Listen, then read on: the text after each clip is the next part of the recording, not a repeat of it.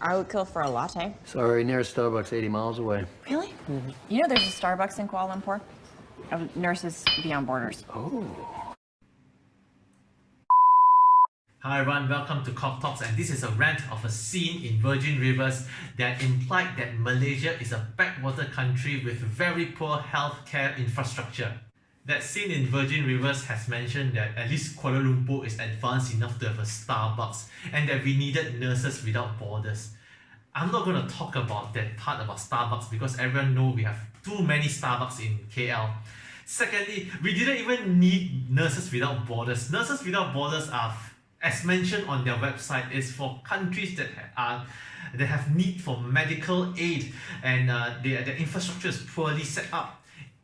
We are not even in their list of countries that they were providing services to. I mean, Malaysia is recognized as a country with one of the best facilities for medical tourism, and also our healthcare is affordable to all the people, maybe with some challenges. But this is coming from a country that has bullshit of a medical healthcare system. What type of ignorant, patronizing mindset penjajah is this? Okay, fine, you may say that the book was written many years ago and maybe the author was clueless about the development of Kuala Lumpur. But then, that is not a defense. Number one, that scene was inconsequential and not important to the plot at all. Number two, you already have experience in changing scripts and changing characters in order to include political correctness and social justice issues. You change Charlie's Angels into a feminist-based movie. You added diverse cast into things like Teen Titans. You changed the witches' characters. You had black aristocrats in Beauty and the Beast for some reason. You even took an Asian movie and then you add in all your social justice and political correctness values into it and made a shit of a movie. I mean, what other excuses you have for this? Okay, fine. Maybe I'm overreacting, but you need to understand where this is coming from. This scene in Virgin Rivers came from a show that originated from a country and industry that is at the forefront of social justice movement. They talk about gender equality and racial equality. They talk about respect for diversity. They talk about inclusivity and all the T's about social justice to make sure that everyone is equal and treated fairly. They made it cool to use gender-neutral pronouns and nouns. I cannot write chairman or chairwoman anymore. I need to write chairperson because it is respectful to all the different genders that are out there.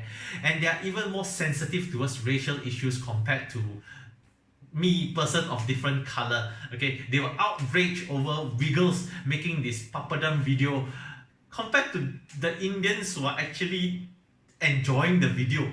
They made it a point so that white people are respectful towards different races and that racial issues are not flared up by their actions. And yet they still come up with this scene, and I think it's acceptable. So this is where the cognitive dissonance is.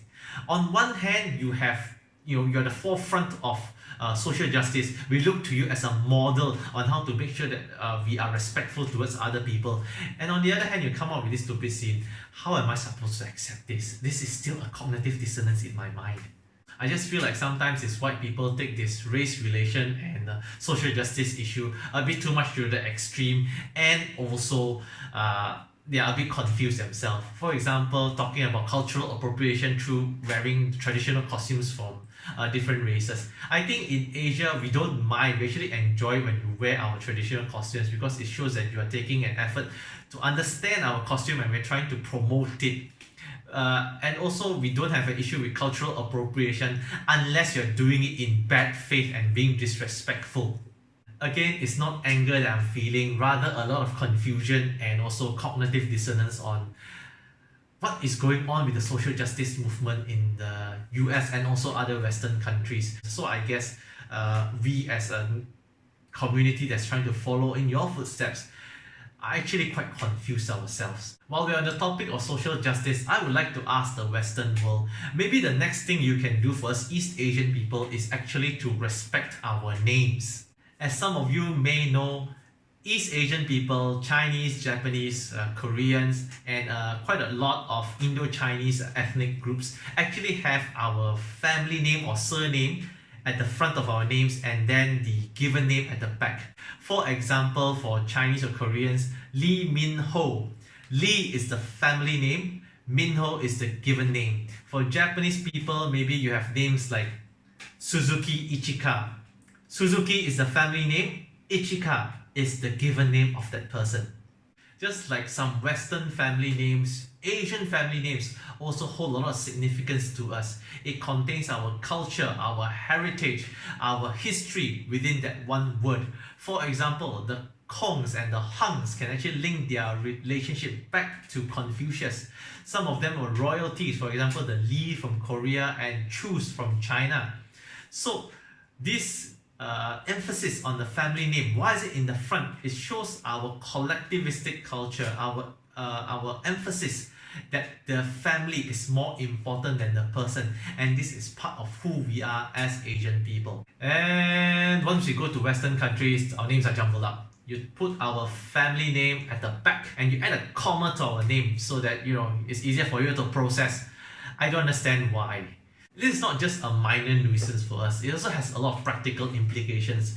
One of my friends was unable to get a professional certificate from the US because her identification card in Malaysia, the name was written in one way, while the name in the US was changed to the US style, the Western style of writing the name, and it did not match because the name was switched around, and this created an issue for her. She had to take a few months to settle this issue, and then only she got her professional certificate, which she paid for. In entertainment, especially in anime and manga translations, you tend to switch the Japanese name around. This is very confusing for us who are not Japanese in understanding what is the correct written name for this person, and some names needs to be in the way they were originally written so that we can understand the joke or the thing that they're trying to say. This is especially important in Japanese AV when we cannot find. In fact, East Asian names are the perfect match for Western names because since our family name is in the front, we can just add another Western name in front. For example, Lee Min Ho. I can just add another word Aaron in front of the Lee and I have a perfect name that makes a lot of sense. Aaron Lee Min Ho. It makes sense in Chinese and also it makes sense in the Western world. You can just call me Aaron Lee. But you decided to make it confusing by making it Aaron Min Ho, Lee. What the hell is that? I think a name represents a person's individuality because it refers to me as a person, and also the way the name is written reflects on the society. And if you just simply change a person's names according to your whims, according to your rules, that is one of the biggest disrespect to a culture that I can think of. Well, I understand that there might be practical reasons why you are unable to adopt the East Asian way of writing our names into your system. Maybe it's an administrative issue or your people are not used to it. But all Malaysians are able to differentiate, it doesn't matter. Chinese people are able to tell Indian or a Malay person's last name as their dad's name, while the other races are able to know what the Chinese surnames are because they are used to it, because we have been multiracial for very, very long. And we even know that the Westerners use their last name at the back. So maybe that's something you can learn from Malaysians, to respect our names and to write it properly. Then maybe Kuala Lumpur is more advanced than you think. But again, this is just a rant from me due to my cognitive dissonance and inability to process this confusion that is going on. Thank you very much for watching and I'll see you next video.